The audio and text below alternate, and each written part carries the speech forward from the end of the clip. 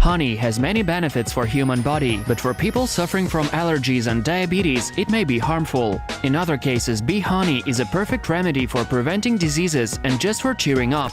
It gives a lot of energy, strengthens the immune system, and that's why it's recommended for treatment of various diseases. The history of honey. The oldest reference about bee honey was found in the Aran cave near the Spanish city of Valencia. The drawings in the cave depict people climbing up a rock to get a honeycomb, and bees flying around them. The age of the drawing is like 15,000 years. According to written historical sources, the usefulness of bee honey was known as long as 5,000 years ago, in the era of ancient Egypt. According to Egyptian papyri, beekeeping was highly developed and respected activity at the time.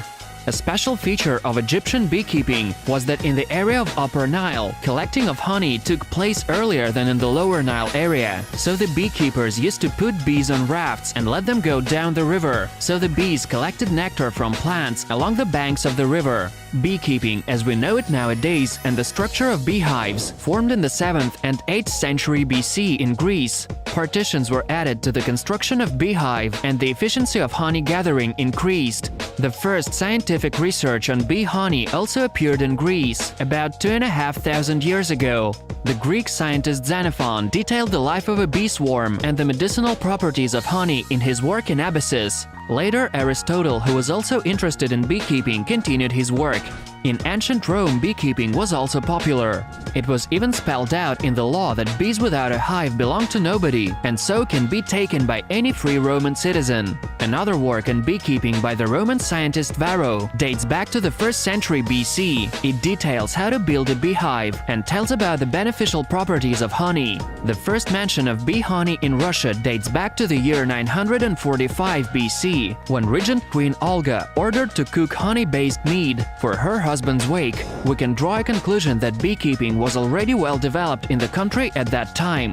How did our ancestors use honey? Up to the Middle Ages, the 16th to 17th century, bee honey was the main sweet in Russia, and so it was used everywhere. Later, after the technology of producing sugar from beets and cane was discovered, sugar began replacing honey since it was less expensive. Nowadays, bee honey as a kind of food is closer to delicacies than to everyday food products. The chemical composition of honey. It's a surprising fact that the chemical composition of honey is very similar to human blood plasma, so 100% of it is absorbed by our body. Not a gram of eaten honey is wasted. In general, honey contains enzymes, catalase, amylase, diastase and phosphatase, vitamins C, E and B, microelements, aluminum, zinc, nickel, chlorine, lithium, tin and others, folic acid, pantothenic acid.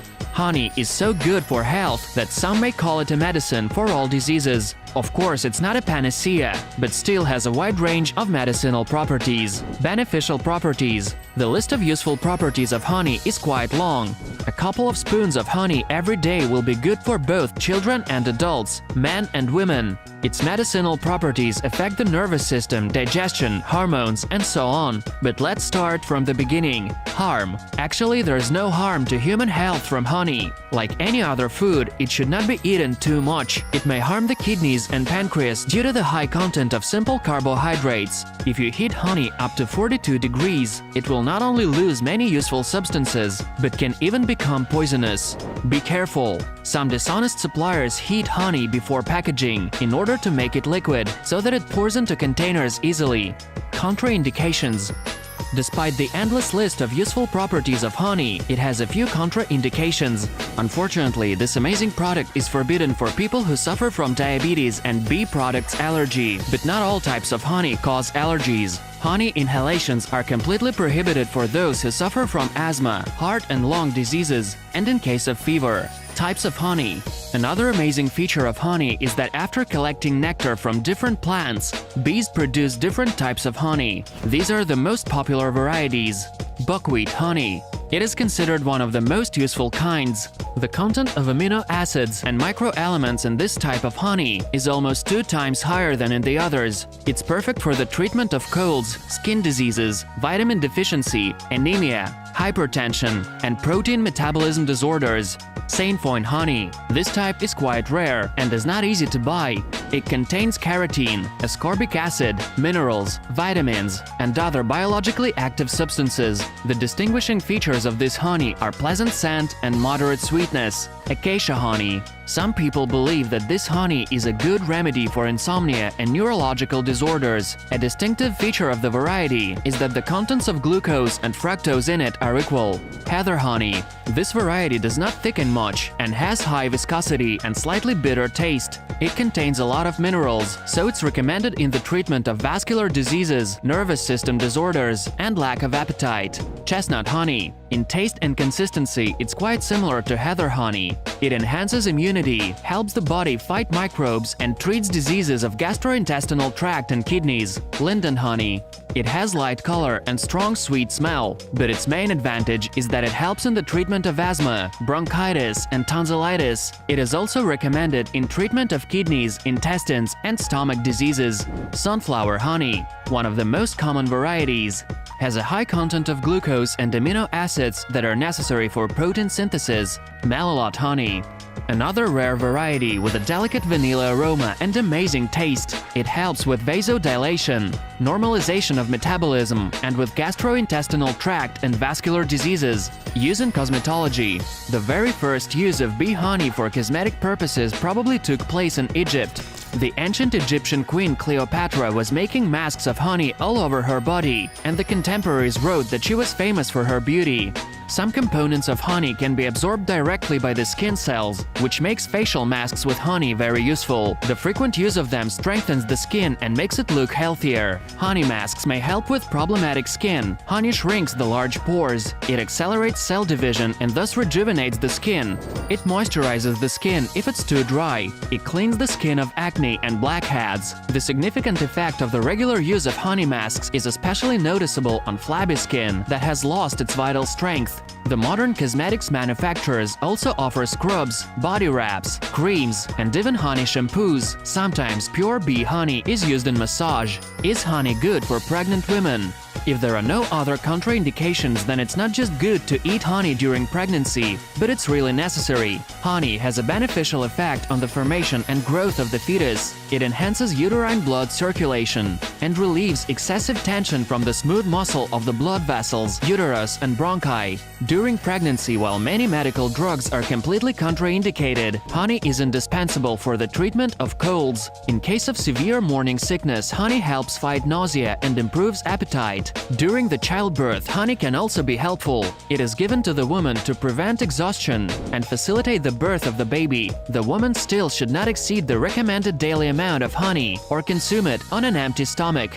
Benefits for children. Children often suffer from colds, which makes them stay home for weeks and skip school classes. Honey not only helps treat the colds much faster, but also strengthens the immune system. Honey helps with coughs, since it has antibacterial properties and regenerates damaged cells of the respiratory tract. You may use honey to treat chronic rhinitis, and radish juice mixed with honey is recommended for the treatment of bronchitis, pneumonia, bronchial asthma, and tracheitis. If a kid is very tired after lessons, the regular use of honey will also help. It contains simple carbs that are perfect nutrition for the brain. Honey may also be an antidepressant, since it relieves irritability, anxiety, and normalizes sleep. The presence of antioxidants in honey not only strengthens the body and improves the brain function, but also reduces the risk of cancer. What age is good to start eating honey? You shouldn't give honey to small babies. It may contain bacteria that are harmless to adults but dangerous for the health of a newborn.